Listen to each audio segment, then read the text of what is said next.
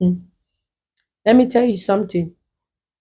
20%, it's possible that 20% of those staff working in secondary school here in the UK, or primary school, or even in early education, or even in colleges and universities, they are not permanent staff.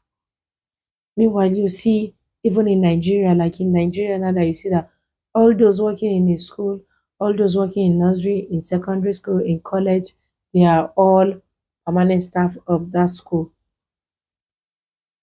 But here it's not like that.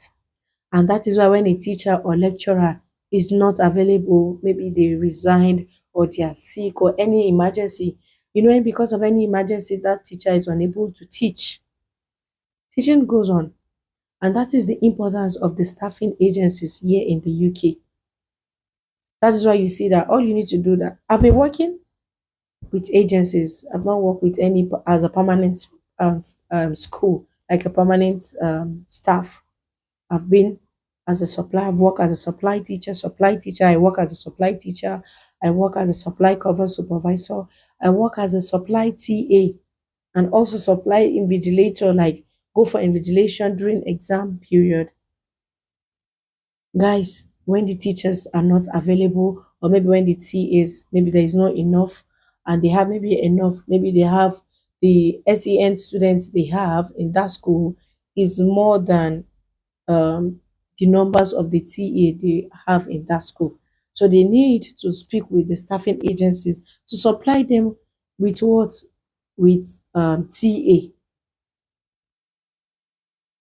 And I've been wondering, is it possible for this staffing agency, like this principle, or maybe this business should be introduced? Can it be introduced into the Nigerian educational system?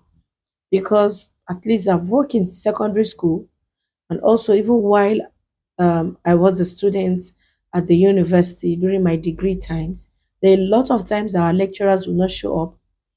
All we just need to do is just to sit in the class, expecting them to come in, and at the end of the class, that they are not what they are nowhere to be found. The class rep might be contacted that okay, the lecturer said he's not coming, or maybe there is a case going on, maybe he traveled, and then towards the exam, you see them rushing, giving us what is it called, giving us days to come to school, you know, organizing emergency classes to cover up that topic or that course outline. Meanwhile, if the educational agencies are available, all they need to do is for that teacher to inform the head of department or the HR, and the HR will speak with them. They will supply a TA, they will supply a lecturer, a law lecturer who is a qualified teacher, also to those schools. And then all this rush will not be on the students. Nothing like any extra hours or maybe extra class. Guys, this is something that I was just wondering that if it can be introduced, because even working as a TA, working as a supply TA, working as a supply cover supervisor, it gives me time. I don't need to even rush. You understand? But it's very important in that when a teacher is not available, it doesn't affect the teaching. There's a lot of students that you see that the school the book is scanty. Why? The teacher left. There are many teachers that left. They left the school, their working place, maybe due to anything. It can be anything. Maybe they just received an appointment in another school, and they just left without following the protocol. Maybe the notice period, or maybe after the notice period, the school have not been able to get another new teacher, because mostly you get new teachers after the third term. And then imagine a teacher that left during the second term period, or maybe in the middle of the session, the teacher just left and there's nobody to cover that class.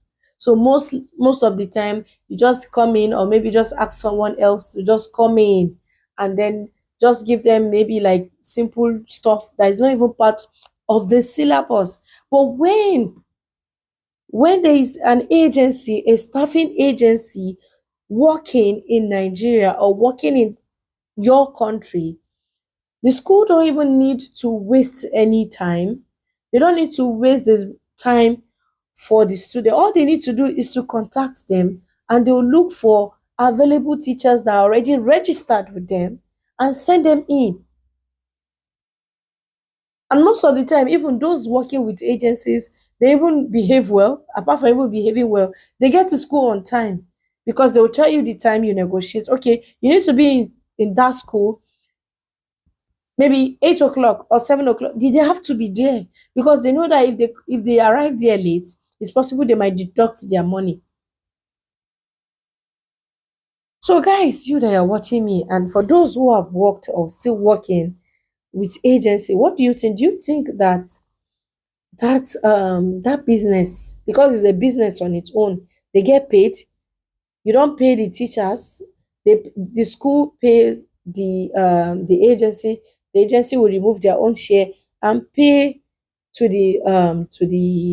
their own staff. And that is how most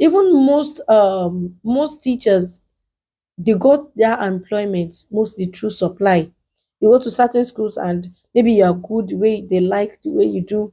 All they need to do is that, okay, they might just even speak with you that, okay, do you mind working with us? Or they speak with the agency. If you say yes, then you start working with them.